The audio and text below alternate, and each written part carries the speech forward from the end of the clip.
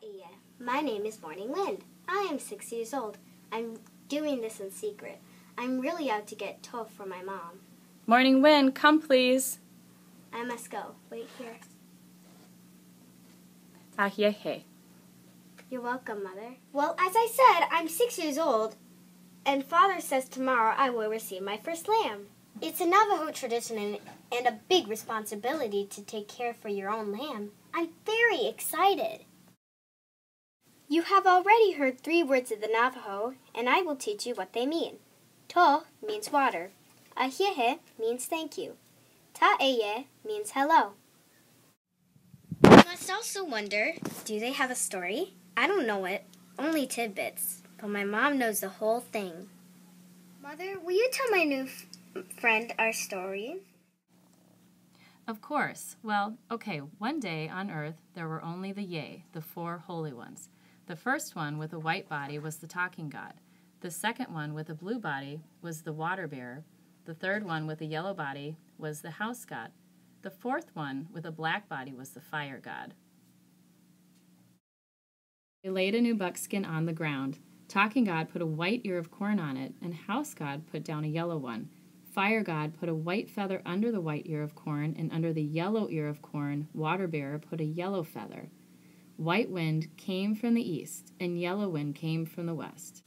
The feathers started to flitter, and the ears of corn turned into a man and a woman. The woman was called Changing Woman, and she traveled to the Pacific Ocean and created 4 clans, which we think we came from. Yeah, Mother. Well, you must be wondering how we live and things like that. I will tell you a little.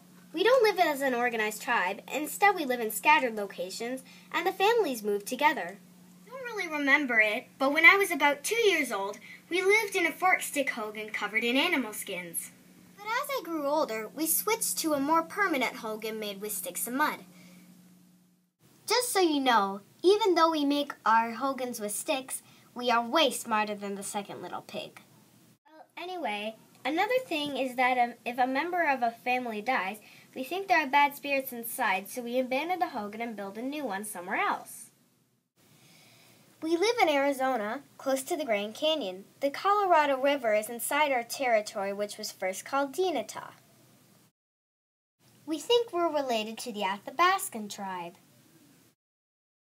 I'm not bragging, but we know how to farm through irrigation. Oh, whoops. I always get that word mixed up. Farming through irrigation. Maybe you want to know what us women do. Well, we learn to spin wool and cotton into yarn. We dye our fabrics with natural colors. It's a lot of fun. It's fun getting your hands messy. Run! Our tribe has always feared they would come to us, the white men. No, one man left. I'd better run to the hogan.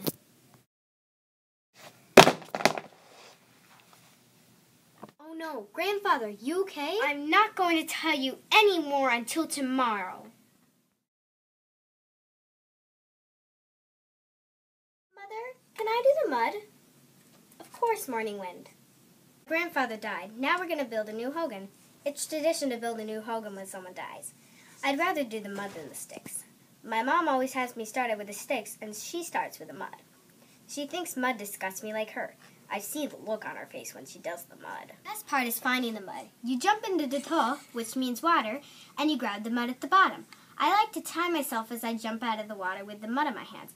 My record is, I think I counted 5 seconds. Here, I have the mud. Good. Why don't you put it right here? Finished. Come on, let's go inside. Now, we've heard that the Pueblos revolted and the unkilled Spaniards ran away, and their horses and their other animals ran into the mountains. We're thinking of settling in the mountains ourselves and taking their animals. We just stole the animals and the Utes raided them. Anyway, we can tell they raided them because of a drought. I'm really hot and there's nothing to drink, but everyone's thirsty. Not the white men again. I thought they would leave us alone for a bit. I totally dislike those guys.